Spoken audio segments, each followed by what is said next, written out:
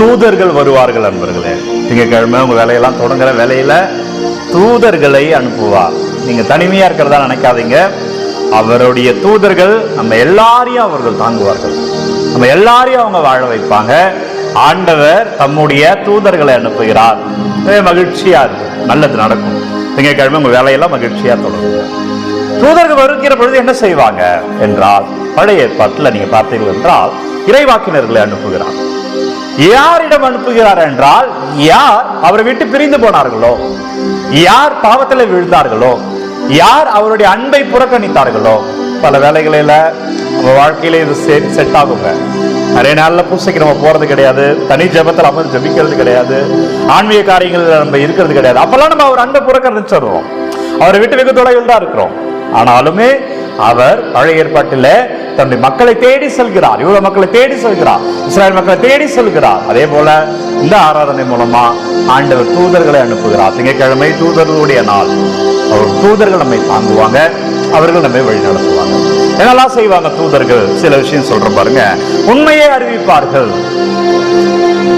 வாழ்க்கையில நல்லது நடக்காதது காரணம் என்னன்னா, உண்மை என்ன நமக்கு தெரியறது கிடையாது. உண்மை என்னவென்று தெரிந்தால் அதை எப்படி செய்யணும், எப்படி கையாளணும், அந்த பிரச்சனை எப்படி அணுகணும், மனுஷங்களை எப்படி அணுகணும், அந்த வேலையை எப்படி அணுகணும், இதெல்லாம் தெரியாமல் இருப்பதற்கு காரணம் என்னவென்றால், வாழ்வினுடைய உண்மை பல வேலைகள் நமக்கு தெரியாது. தூதர்களோடு நம்ம இருக்கிற பொழுது அந்த உண்மை ஆண்டவர் அடுத்து அறிவிக்கிற அந்த உண்மை நமக்கு தெரியும். உண்மை இருக்கிற பொழுது எதையும் ஆளலாம், எவரையும் ஆளலாம், எதையும் கையாளலாம். தூதர்கள் உண்மையா அறிவிப்பாங்க. இரண்டாவது, கடவுளுடைய அன்பை, அதாவது அவர் தருகிற மீட்பை அறிவிப்பார்கள். தம்பி நீ தனிமையா இல்ல, தங்கச்சி நீ தனிமையா இல்ல, ஆண்டவர் கூட தான் இருக்கிறாரு, அவர் உன்னை வழிநடத்திட்டு இருக்கிறாரு, அவர் உன்னை ஆசீர்வதிச்சிருக்கிறாரு என்பதை தூதர்கள் சொல்லுவார்கள். ஜெபிச்சு ஆண்டவர் தூதர்கள் அனுப்புங்கன்னு கேளுங்க.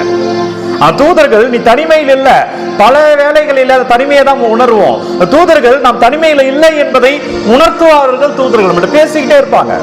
நம்ம எல்லாருக்கும் ஒரு காவல் தூதர்கள் இருக்கிறார்கள். இந்த காவல் தூதர்கள் அறிவித்துக் கொண்டே இருப்பார்கள். உன்னை அவர் மீட்பார், பயப்படாத என்பதை சொல்லுவார்கள். எனவே தூதரை கூட வாங்க, ஆண்டவரின் தூதர்களை அனுப்புங்க, இயேசுவே தூதர்களை அனுப்புங்க அப்படின்னு கேளுங்க, அது நடக்கும். மூன்றாவதாக, அவர்கள் இயேசுவினுடைய போதனையை அறிவிப்பார்கள். என்ன போதனை? அன்பு செய்யறது. அவர் நமக்காக அன்பு செய்திருக்கிறார், நம்மை அன்பு செய்வதற்காகவே மரித்திருக்கிறார், அந்த அன்புக்காகவே உயிர்த்திருக்கிறார், அந்த அன்புக்காகவே உன்னையும் என்னையும் அனுப்பி இருக்கிறார். எனவே நம் அனைவரும் அன்பு நிறைந்தவர்கள், அந்த அன்புக்கு சொந்தமானவர்கள்.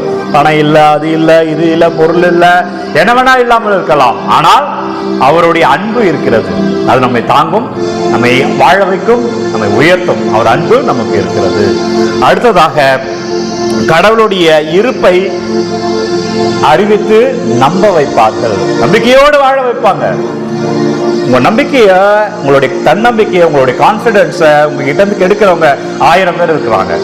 ஆனால் உங்க கடவுள் மட்டும்தான் உன்னை நம்ப வைத்து, நான் இருக்கிறேன், நீ போ, நான் உன்னை அனுப்புகிறேன், நீ சாட்சியமா இருப்ப, நீ உயர்த்தப்படுவா, நீ ஆசீர்வாதமா இருப்பான்னு சொல்ற ஒரு கடவுள் தான். எனவே இந்த திங்கட்கிழமை தூதர்களுடைய நாளில ஆண்டவரே தூதர்கள் அனுப்புங்கன்னு கேளுங்க. அவர்கள் தூதர்கள் வருகிற பொழுது அவர் உண்மையை எடுத்து சொல்லுவாங்க. கடவுளுடைய அன்பை, மீட்பை நமக்கு வெளிப்படுத்துவாங்க.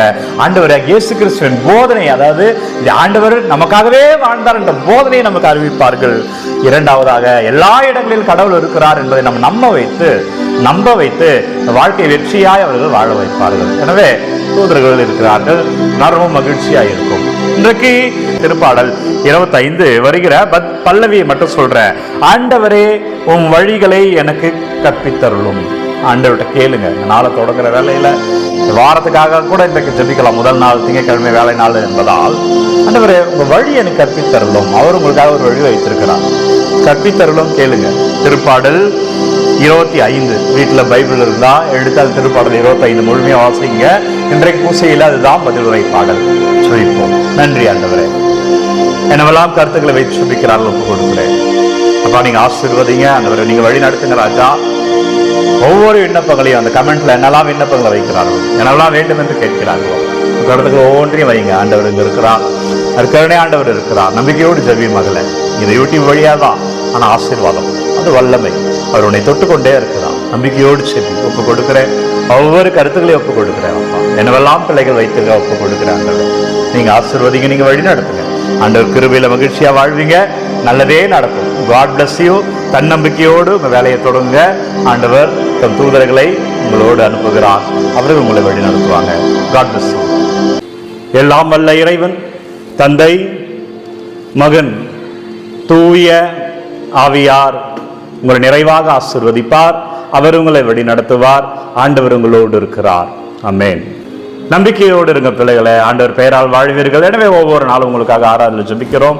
யாருக்கெல்லாம் இந்த ஆராதனை தேவை என்று நினைக்கிறீர்களோ அவர்களுக்கு பகிர்ந்து கொள்ளுங்கள். இரண்டாவதாக உங்கள் ஜெப தேவைகளை எல்லாம் கமெண்ட் மூலமா எங்களுக்கு அனுப்புங்க. வாட்ஸ்அப் எண்ணும் தரப்பட்டிருக்கிறது. டிஸ்கிரிப்ஷனில் வாட்ஸ்அப் நம்பர் இருக்கு. உங்கள் ஜெப தேவைகளை எங்களுக்கு அனுப்புங்கள். ஒவ்வொரு நாள் ஆராதனையிலும் ஜெப தேவைகள் எல்லாம் ஒப்பு கொடுத்து உங்களுக்காக நாங்கள் ஜெபிக்கிறோம். God bless you.